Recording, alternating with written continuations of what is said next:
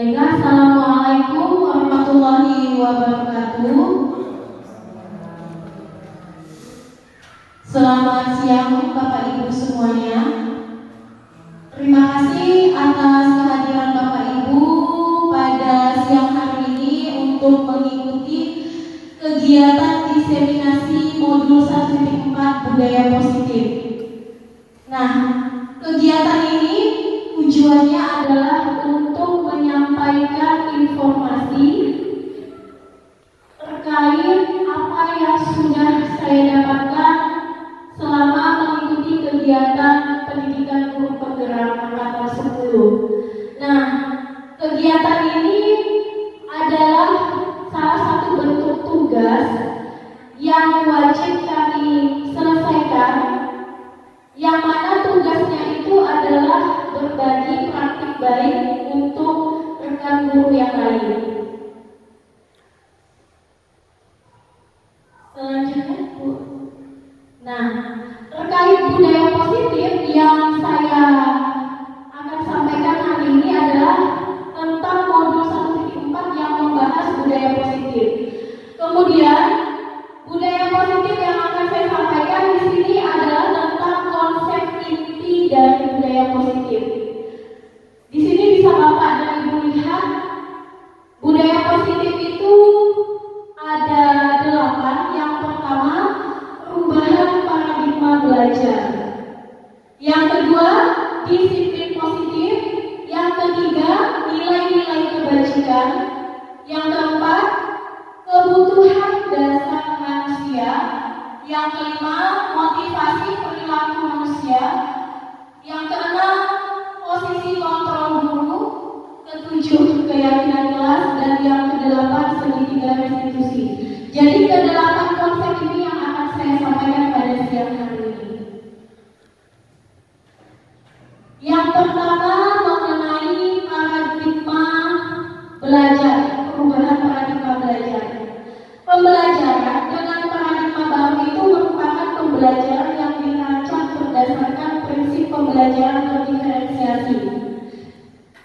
Untuk istilah berdiferensiasi, saya yakin Bapak Ibu di sini sudah pernah mendengarnya, bahkan barangkali sudah menerapkannya di pembelajaran. Karena berdiferensiasi ini muncul setelah kita melaksanakan kurikulum merdeka. Nah, pembelajaran berdiferensiasi ini tujuannya adalah untuk mewujudkan profil pelajar Pancasila yang mana pelaksanaannya itu disesuaikan dengan kebutuhan murid, baik itu minat belajar, gaya belajar, dan lain sebagainya.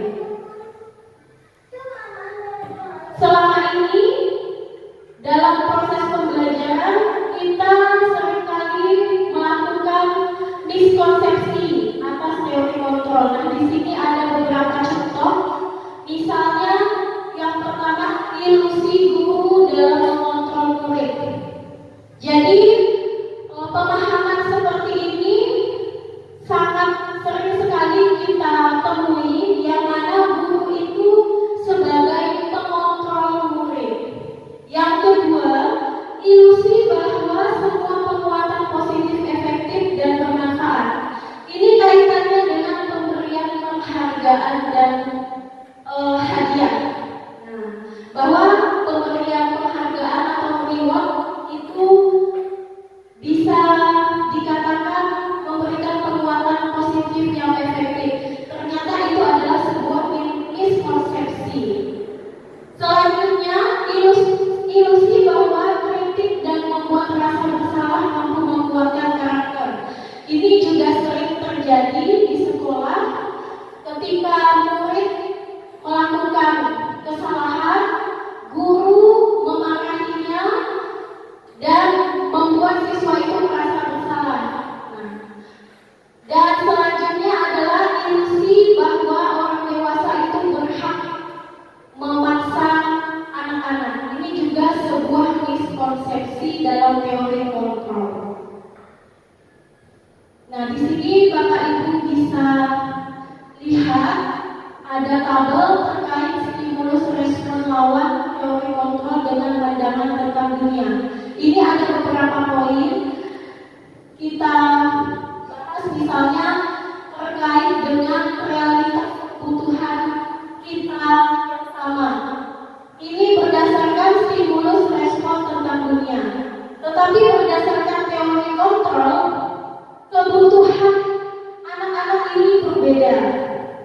Kemudian poin selanjutnya, orang lain bisa mengontrol saya, tetapi sebenarnya menurut teori kontrol tentang dunia hanya kita sendiri yang bisa mengontrol diri kita. Jadi ini sebenarnya sering terjadi di dalam lingkungan pembelajaran ataupun sekolah. Nah, di sini saya juga sebenarnya belum terlalu mendalami hal ini, dan ada beberapa hal yang menjadi pro dan kontra. Tapi di sini saya berbagi ilmu untuk sesuatu yang baik. Jadi nanti bukan artinya saya menggurui Bapak Ibu ya. Jadi di sini saya membagikan apa yang sudah saya sampaikan, terus saya sudah dapatkan di pendidikan. Nah, selanjutnya Nadia. Nah, yang selanjutnya itu terkait disiplin positif. Nah, kata disiplin itu artinya belajar. Disiplin itu mengacu pada disiplin diri yang memiliki tanggung jawab terhadap apa yang dilakukan.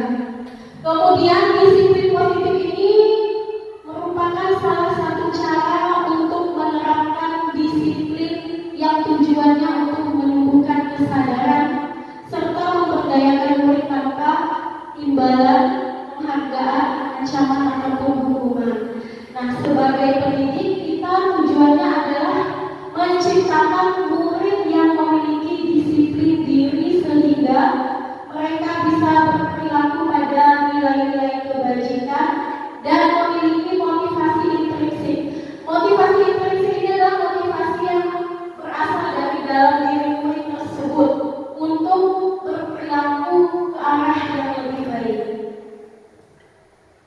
Nah, di sini bisa Bapak Ibu lihat contoh-contoh dari nilai-nilai kebajikan. Nah, yang pertama ada dari profil pelajar Pancasila. Ini kaitannya dengan dimensi-dimensi profil pelajar Pancasila. Kemudian ada dari Ibu Primary Years. Ini juga nilai-nilai kebajikannya dan keterampilan hidup. Jadi semua ini contoh-contoh nilai kebajikan yang ada di masyarakat. Selanjutnya saya akan menyampaikan terkait kebutuhan dasar manusia. Nah, untuk kebutuhan dasar manusia ini, segala sesuatu yang kita lakukan untuk mendapatkan apa yang diinginkan, tujuannya pasti ada. Dan semua usaha terbaik yang kita lakukan adalah dalam rangka agar kebutuhan dasar kita terpenuhi. Jadi murid-murid kita juga memiliki kebutuhan-kebutuhan dasar manusia. Nah, apa saja kebutuhan dasar manusia? Ada 5 ya Bapak Ibu. Yang pertama, bertahan hidup. Kedua, kasih sayang dan rasa diterima. Ketiga, penguasaan. Keempat, kebebasan. Dan yang kelima, kesenangan. Nah, inilah 5 kebutuhan dasar manusia.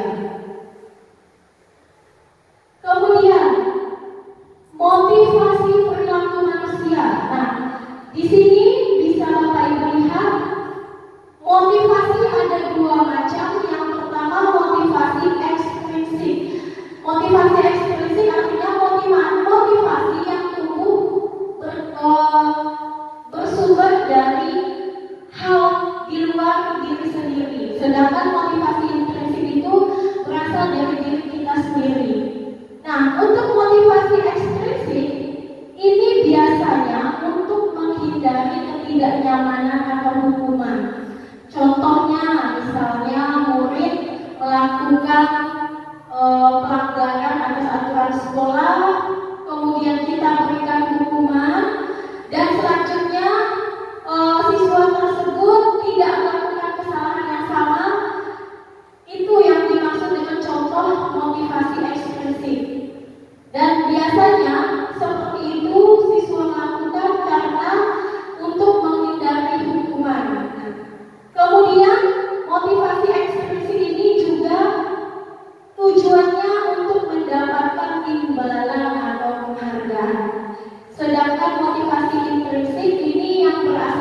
dalam dirinya untuk melakukan perubahan. Jadi murid itu sadar diri untuk berubah ke arah yang lebih baik, untuk menjadi yang mereka inginkan dan menghargai diri dengan nilai-nilai yang mereka miliki. Itu perbedaan antara motivasi eksplisit dengan yang implisit.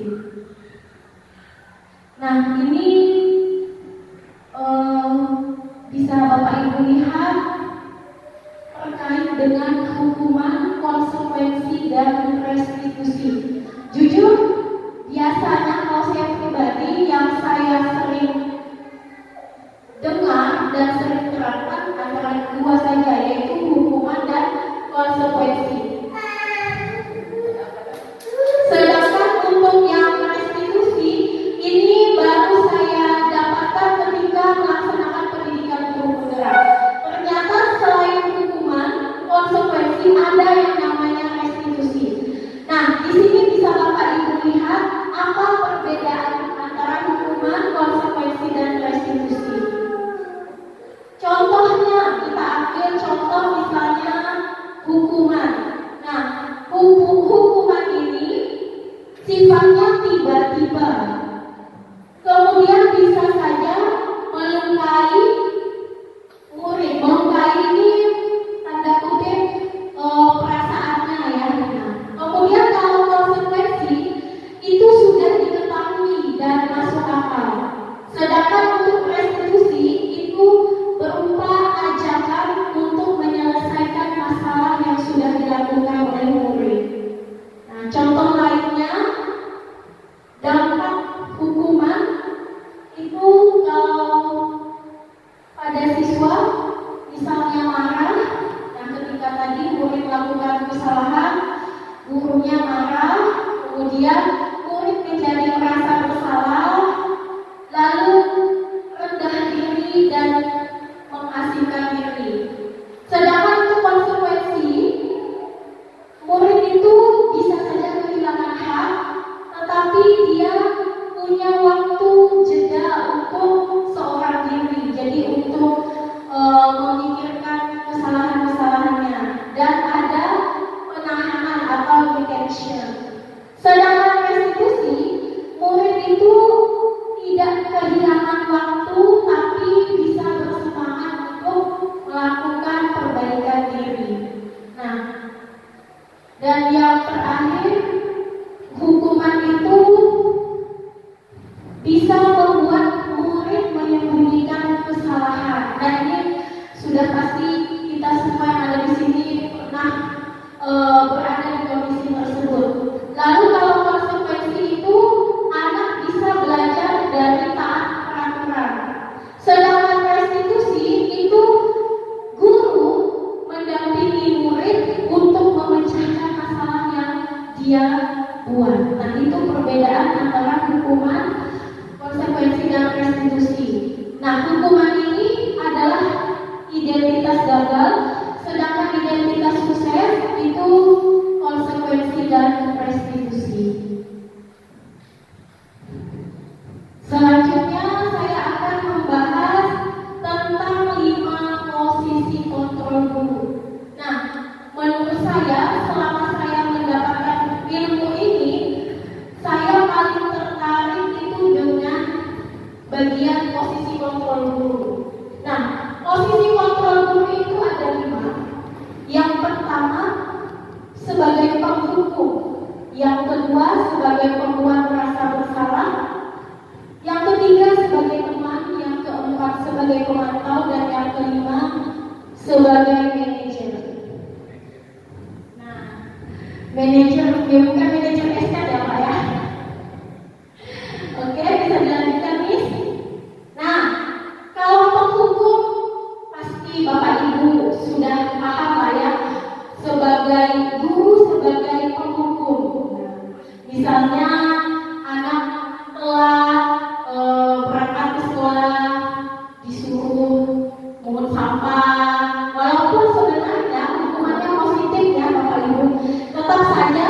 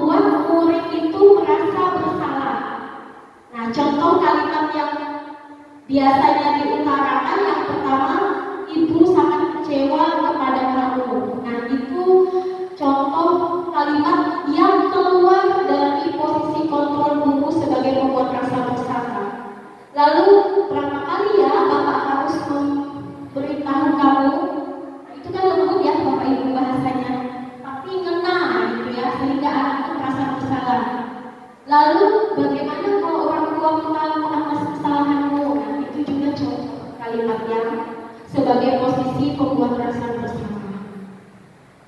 Lalu sebagai teman, ini ya pastilah kalau sebagai teman kan guru itu menggunakan kalimat persuasif, intonasi nadanya ramah, lembut, yang tujuannya mengontrol murid.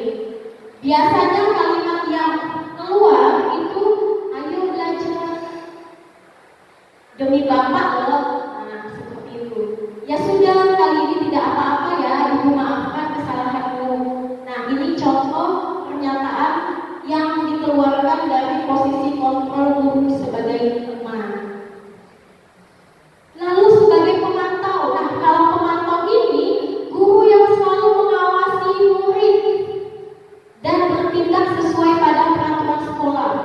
Jadi kalau posisi pemantau, guru ini pasti mengkaitkan dengan aturan sekolah.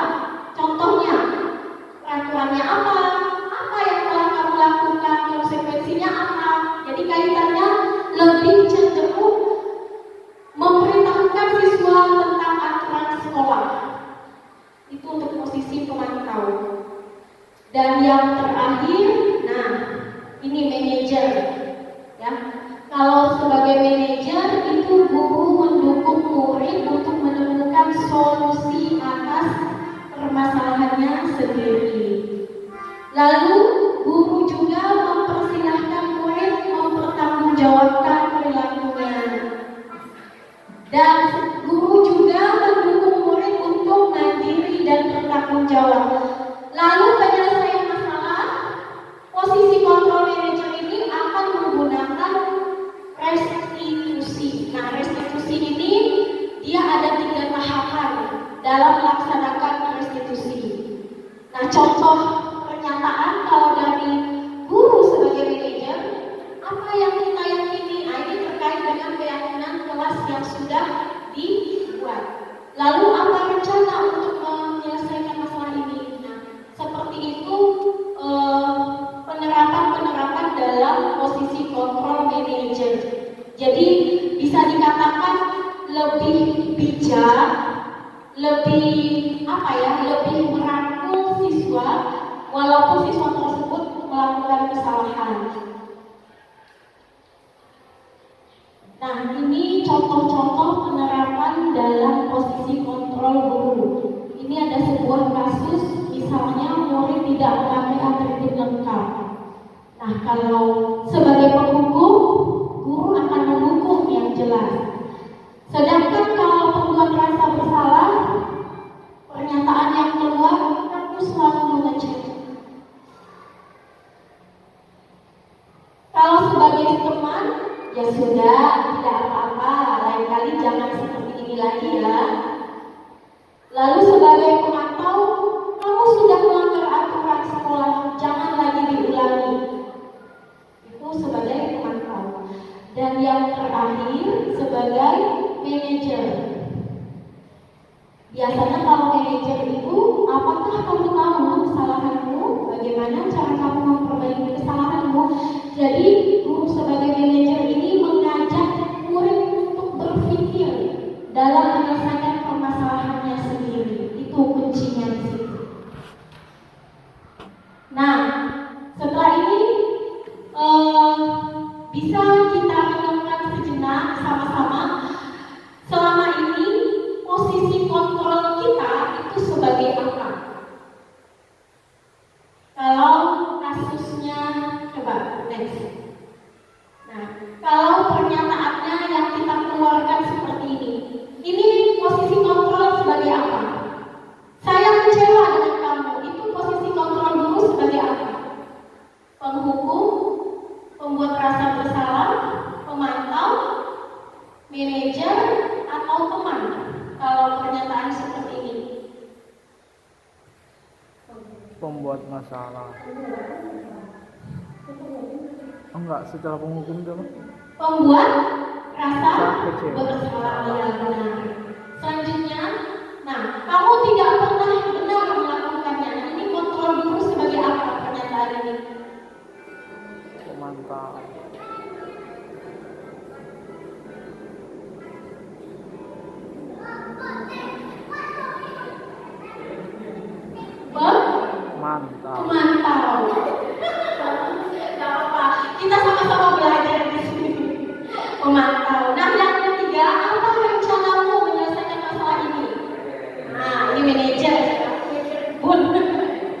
teenager ya.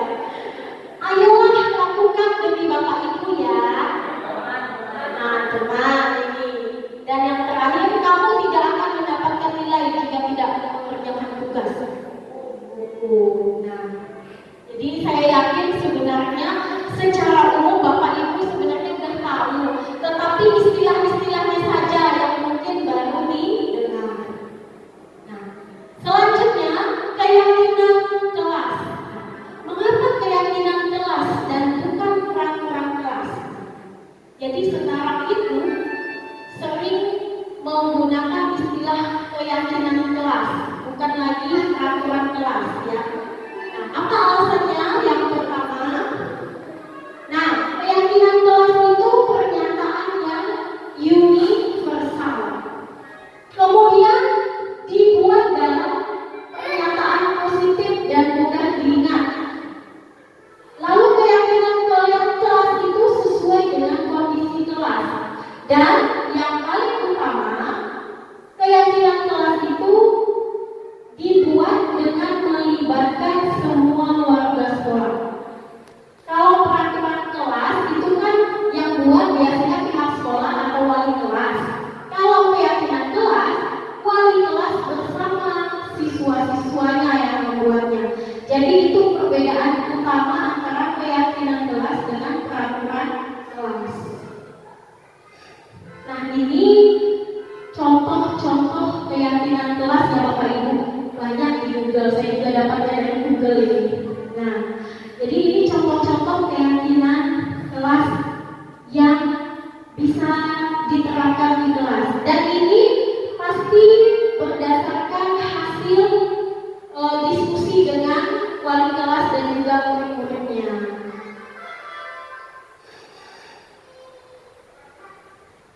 Oke, selanjutnya, nah yang terakhir tentang segitiga restitusi. Segitiga restitusi ini adalah sebuah proses dialog yang dijalankan oleh guru agar dapat menghasilkan murid yang mandiri dan bertanggung jawab. Nah, kemudian segitiga restitusi ini ada 3 tahapan. Yang pertama, menstabilkan identitas. Yang kedua, validasi tindakan yang salah. Dan yang terakhir, menanyakan keyakinan. Tahapan pertama itu menstabilkan identitas. Nah, ini ada beberapa contoh pernyataan dari guru yang mengarah ke tahap menstabilkan identitas. Saya yakin Bapak Ibu pasti pernah minimal satu pernyataan melakukan menstabilkan identitas. Nah, contohnya, berbuat salah itu wajar. Tidak ada manusia yang sempurna. Bapak Ibu juga pernah melakukan itu. Nah, apalagi Bapak Ibu tidak mencari yang salah, ini pasti sering. Dan kamu berhak merasa begitu. Jadi pernyataan-pernyataan seperti ini masuk ke dalam tahapan menstabilkan identitas dalam restitusi. Saya pun ketika mendapatkan materi ini, pernah kok saya bilang kayak gitu ke siswa ketika menyelesaikan masalah anak-anak. Ternyata itu menstabilkan identitas ya kalau di restitusi. Cuma istilahnya saja yang baru tahu. Kemudian yang kedua, itu validasi tindakan yang salah. Ada 3 contoh pernyataan dari guru. Kamu pasti punya alasan mengapa melakukan itu. Nah, ini juga Bapak Ibu pasti pernah mengucapkannya ketika menyelesaikan masalah anak-anak. Lalu, adakah cara yang lebih efektif untuk mendapatkan yang kamu perlukan? Nah, ini juga pasti sering ditanyakan ke siswa. Nah, ini merupakan pernyataan yang masuk ke dalam tahapan validasi tindakan yang salah. Dan tahapan restitusi yang terakhir itu menanyakan keyakinan.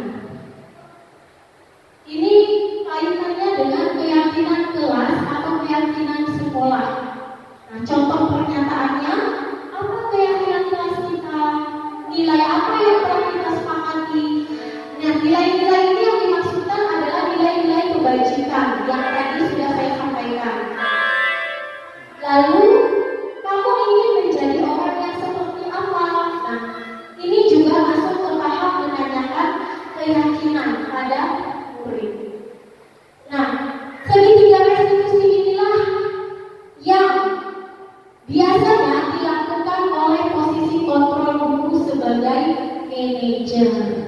Nah, dari kelima posisi kontrol guru ini, yang paling baik itu adalah posisi kontrol sebagai manajer.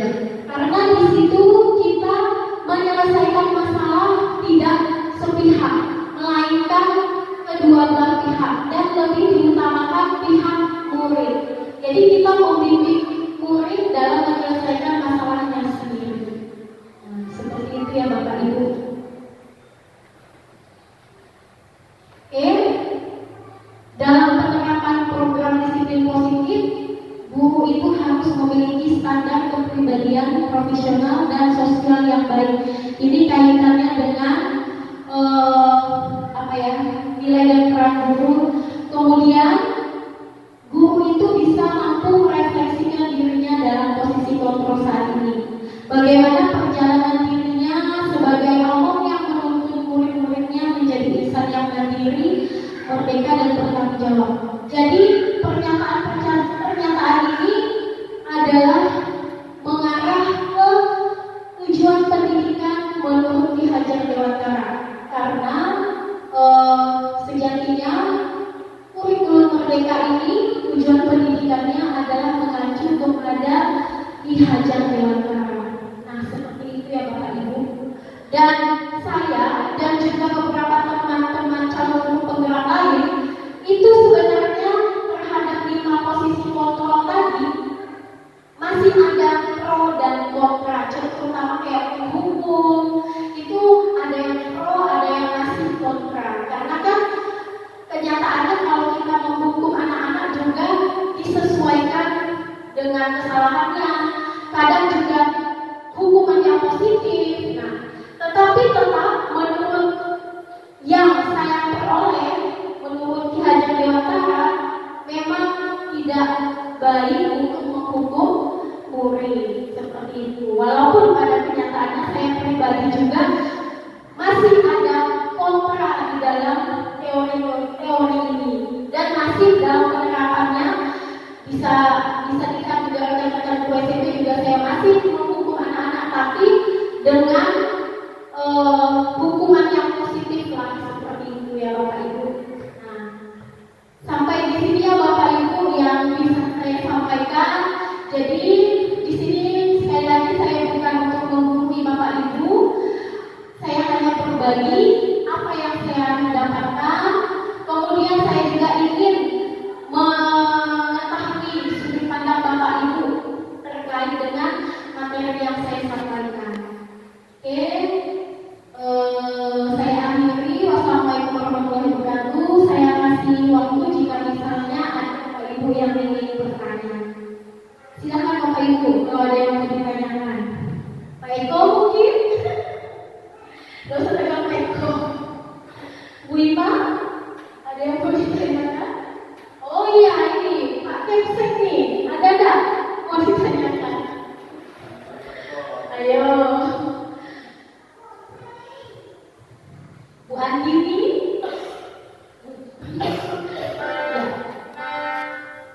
Jadi memang seperti mudah, tapi sebenarnya sulit, apalagi terkait yang 5 kontrol ini. Memang agak ya kadang dilembutin anak bangkang, dikerasin juga sama, ya di situ kan dilemanya. Nah, seperti itu Bapak Ibu. Gimana, ada yang mau ditanyakan? Oh, nggak ada, paham ya? Saya anggap paham kalau nggak ada. Oke, gimana Pak Andi? Ada pertanyaan? Yang biasa mengurus permasalahan anak-anak di SMP dia Pak Andi nih. Gimana Pak Andi? Aman ya? Oke. Tidak ada Bapak Ibu? Oke, kalau memang tidak ada, saya ucapkan banyak-banyak terima kasih. Semoga apa yang saya sampaikan ini bisa membawa dampak positif bagi kita semua. Saya akhiri. Wassalamualaikum warahmatullahi wabarakatuh. Terima kasih atas kehadirannya.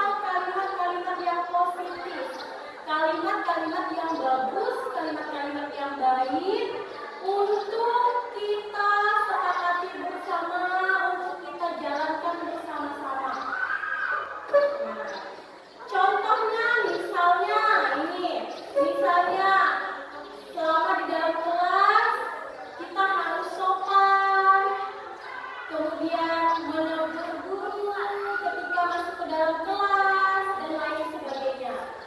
Kalau dulu aturan kelas itu hanya sepihak pembuatannya. Biasanya hanya dibuat oleh wali kelas ataupun pihak sekolah untuk siswa. Ya, itu namanya peraturan kelas atau peraturan sekolah. Tetapi kalau keyakinan kelas atau keyakinan sekolah itu dibuat bersama-sama. Jadi siswa dilibatkan juga. Ya, sebenarnya ini sangat baik dilakukan. Mengapa? Karena siswa juga terlibat di dalamnya. Jadi bukan hanya sekedar guru menyuruh siswa untuk mengikuti aturan, tetapi siswa juga memberikan pendapatnya. Apa-apa saja yang harus dilakukan selama di dalam kelas. Nah, itu yang dimaksud dengan keyakinan kelas. Tadi dicontohkan ya, misalnya di kelas harus berbicara sopan. Ini contoh ya, berbicara sopan, bajunya, seragamnya harus rapi. Kemudian ketika selama pembelajaran siswa harus mendengarkan bapak ibu gurunya ketika mengajar. Nah, itu contoh-contohnya. Nah, sekarang untuk khusus kelas 7B, karena ibu wali kelasnya, ibu ingin kalian membuat keyakinan untuk kelas kalian. Nah, nanti ibu bagikan kertas ini satu orang satu.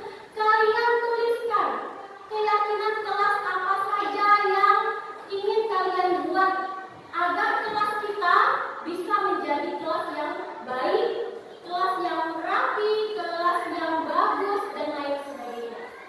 Sampai di sini bisa dipahami? Bisa. Nah, ini ibu bagikan ya, satu persatu. Silahkan tulis satu saja cukup. Ya. Nah, nggak perlu ditulis nama. Nggak apa-apa, mau ditulis nama boleh. Nanti kalau sudah selesai, kalian tempel di papan tulis yang sudah kalian tuliskan ya. Tulisnya agak besar ya. Nah, yang lain agak tenang. Pokoknya Udah.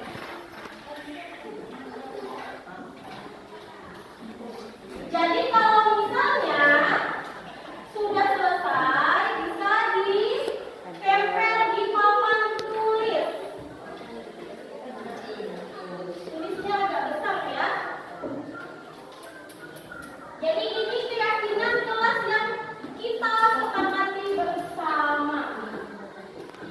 Silakan. Cukup satu saja, nggak apa-apa. Ya. Kalau sudah selesai, nanti ditempel begini. Nah, disusun nanti. Boleh dituliskan namanya, boleh. Jadi kan kelihatan itu idenya siapa. Ya, boleh ya. Tentang ketertiban kelas, tentang kerapian kelas, tentang tingkah laku kita selama di kelas, dan lain sebagainya. Udah? Nah, kalau udah boleh tempel. Sebentar aja. Nah, tempel. Iya.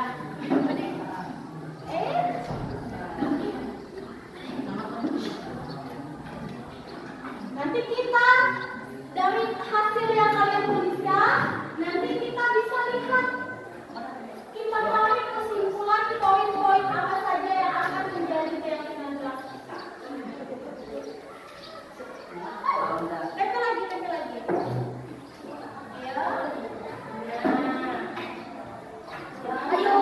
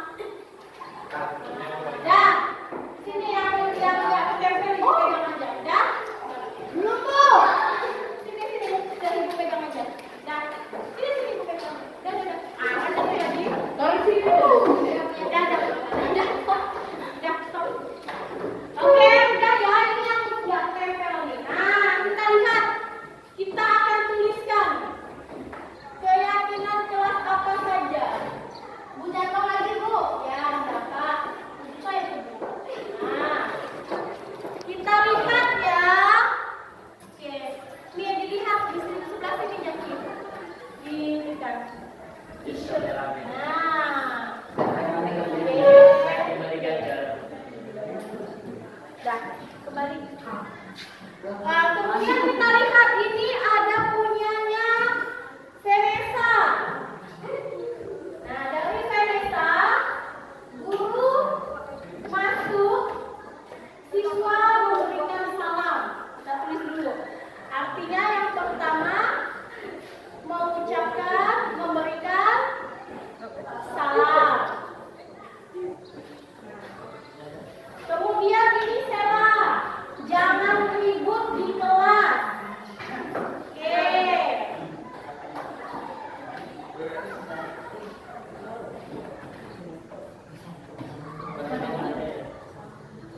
Kemudian